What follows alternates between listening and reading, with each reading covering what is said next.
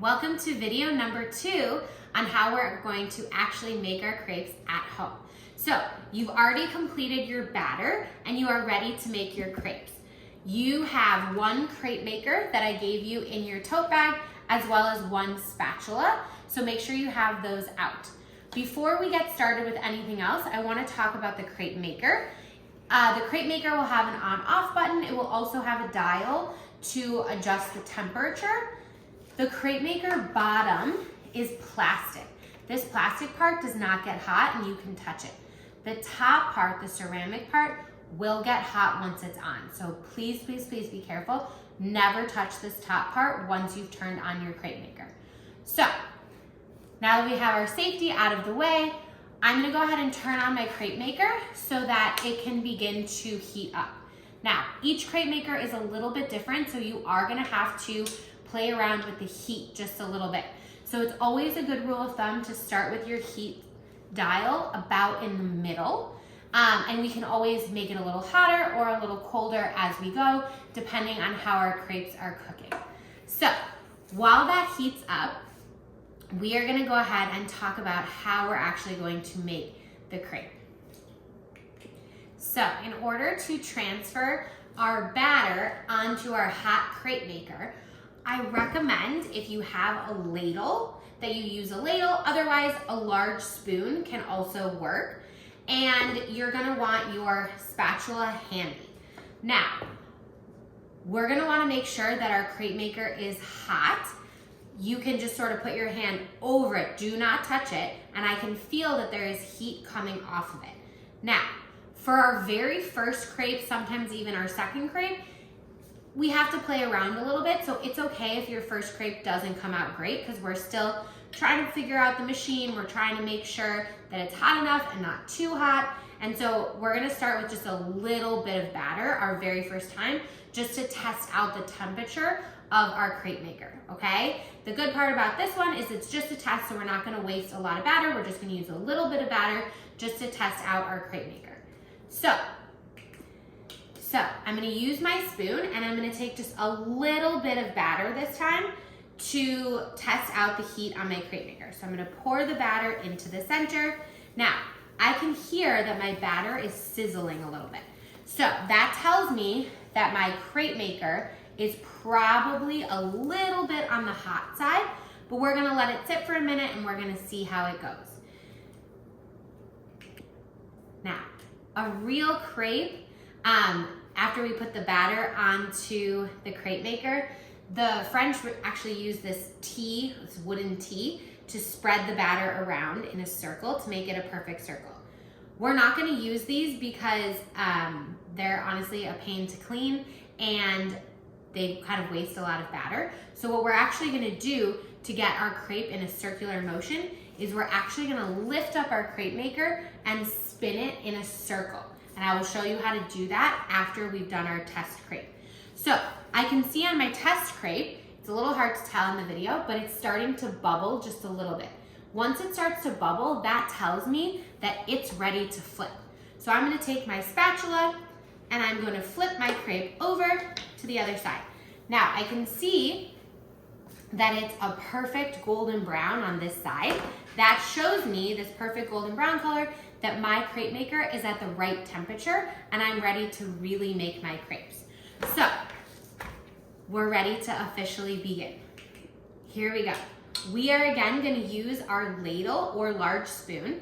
And this time, since we know our crepe maker is hot, we are gonna take a full ladle, okay? And we're gonna go ahead and dump it right in the center of our crepe maker. Then we're gonna lift our crepe maker from the bottom. So I'm gonna take my hands flat, I'm gonna put them under the bottom, and I'm gonna move my crepe maker in a circular motion to make my crepe circular. Nice and slow, in a circular motion to make my crepe into a circle, okay? Now, my crepe doesn't have to be a perfect circle, but just approximately you can see my circle like this, okay? Again, I put my hands facing up underneath the crepe maker and I moved it in a circle, okay? Avoid touching this top part. It is hot and it will burn you. So Again, I'm grabbing from the bottom. You can see how my hand is underneath the plastic and nowhere near the hot part on the top. So now I wait while my crepe cooks. As I'm watching my crepe cook, I'm looking for little bubbles to appear on the top of the crepe, okay? So it may take a minute or two, but I'm watching for a bunch of little bubbles to start appearing. So I can see some bubbles are starting to form on my crepe. The best way to know if my crepe is ready to flip is if I can put my spatula underneath the crepe and pull it back out without ripping the crepe. So if I can put my spatula underneath the crepe and pull it back out, that means that the batter has cooked enough and it is ready to flip. So I'm gonna put my spatula as far underneath my crepe as I can. I'm gonna lift it up and really quick, I'm gonna flip it upside down, okay? The first side of the crepe is gonna cook a little bit longer. The second side of the crepe actually cooks much faster. So I only need to leave the second side to cook for 30 seconds, a minute at the most. So once my crepe is finished, I'm gonna put my completed crepes into my aluminum tin disposable pan. You can get these just at the grocery store, they're disposable. And I'm gonna take, again, my spatula, I'm gonna lift my crepe and I'm gonna place it into my aluminum tin. Now, what's really important is in between each crepe, I'm gonna take a piece of wax paper or parchment paper and I'm gonna place it in between each crepe. This is to keep the crepes from sticking to one another, because if we don't place a piece of parchment or wax paper in between every single crepe, they will stick together and we won't be able to separate them without ripping. So it's really important that we put a piece of wax paper on top of every crepe after we finish. And now I'm ready to start my next crepe. So again, I'm gonna take my ladle, I'm gonna fill my ladle all the way up with batter, and I'm gonna pour it into the center of my crepe maker.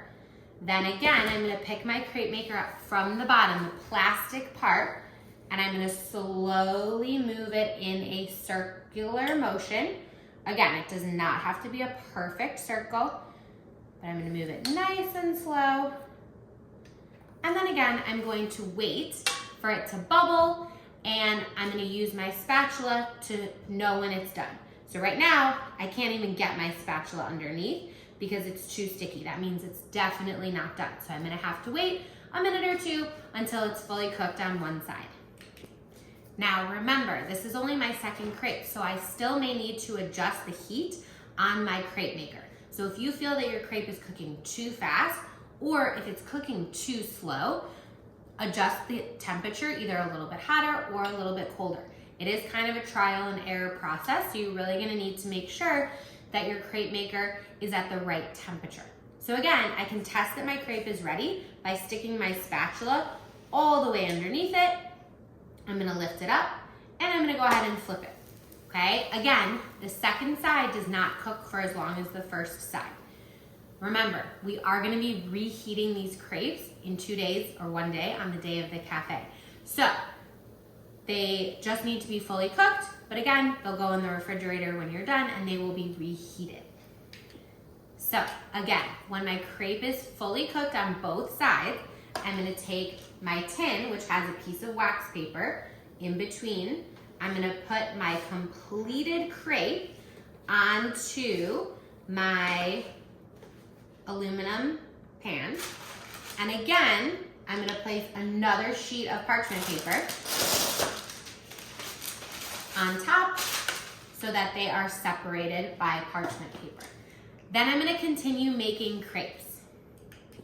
You're gonna continue making crepes until you run out of batter. The amount of batter that we made should make about 15 to 20 crepes, depending on how big they are, depending on maybe the first one gets a little messed up or the second one gets a little messed up. But you can make more batches of batter if you want to make more crepes.